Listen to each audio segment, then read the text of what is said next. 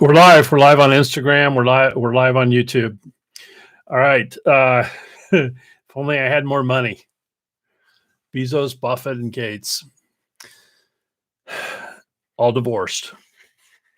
Now, I am not bringing them up to judge them, and my comments are not directly about them. They may apply to them. I'm not making a statement that this absolutely is what's going on with any of the three. However, it is my belief that all three are the same personality type, and they are the personality type that is most likely to start its own business. Zuckerberg is the same personality type. David Letterman is, Jay Leno. And so I'm going to talk specifically about first of all, they're an example that money can't solve everything. And I know that some of you are thinking, well, if they had spent as much time on their marriage as they did on making money, then maybe they'd still be married. But that would be missing the point. Each of those three, Buffett, Bezos, and Gates, were multimillionaires within 5 years of starting their businesses. And so long ago, it stopped being about money. Not completely. And, Buffett himself will talk about the great pleasure he takes in money, but it's not really what's driving them. And, first of all three are outliers. They're A++ driven visionaries. And what I want to talk about and tell you about are three important attributes about their makeup that you should be aware of. If you're like in a relationship with someone like this, or if you work for one, this could be insightful too and applicable. But especially on the dating, mating front, these are things to know. So, first of all, in spite of their great business success, they are of the personality type that is most likely to be passive about the search for a mate. And in the case of all three, their future wives were the ones who initiated the relationship, and that was pretty true to their personality type. They're likely to be passive about it when someone else initiates. If that's a person of quality, there's a very good chance that they'll settle down with that person. And so I say that about that type in general, and it turns out it's applicable to all three of these individuals. The efficiency, the just here's a thing to check off and get done so I can get back to my real work kind of mentality kind of sits there with each of them. So the next thing is more broadly applicable, and it has to do with the fact that each of them can be quite gregarious when the situation calls for it. And, they seem as though they would be easy to get to know.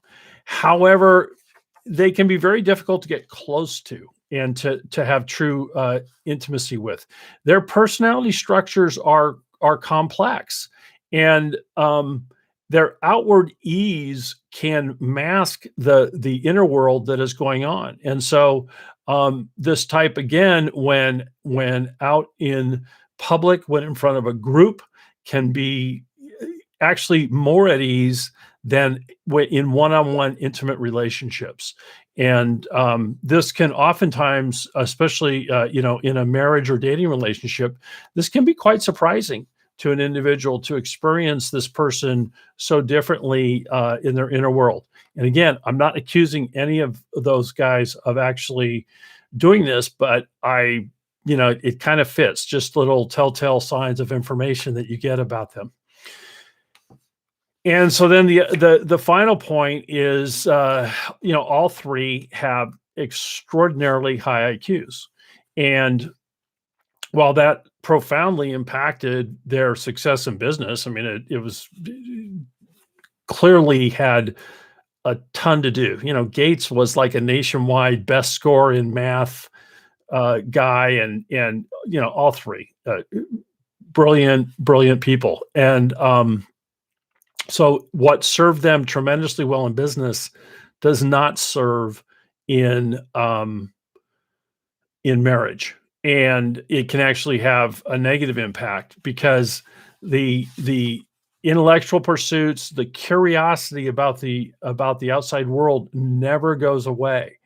And so when you have so you can have this kind of personality type that's not an A plus plus like they are, but in general, that personality type is driven by curiosity, typically has a high IQ, and that is going to be with them for their entire lives. And it's not like, so you might get into this a person who is oriented towards like, let's work hard, then let's retire and enjoy life. Um, there's a good chance that you're going to come to a point where you're like, oh, he's never hanging it up or she's never hanging it up.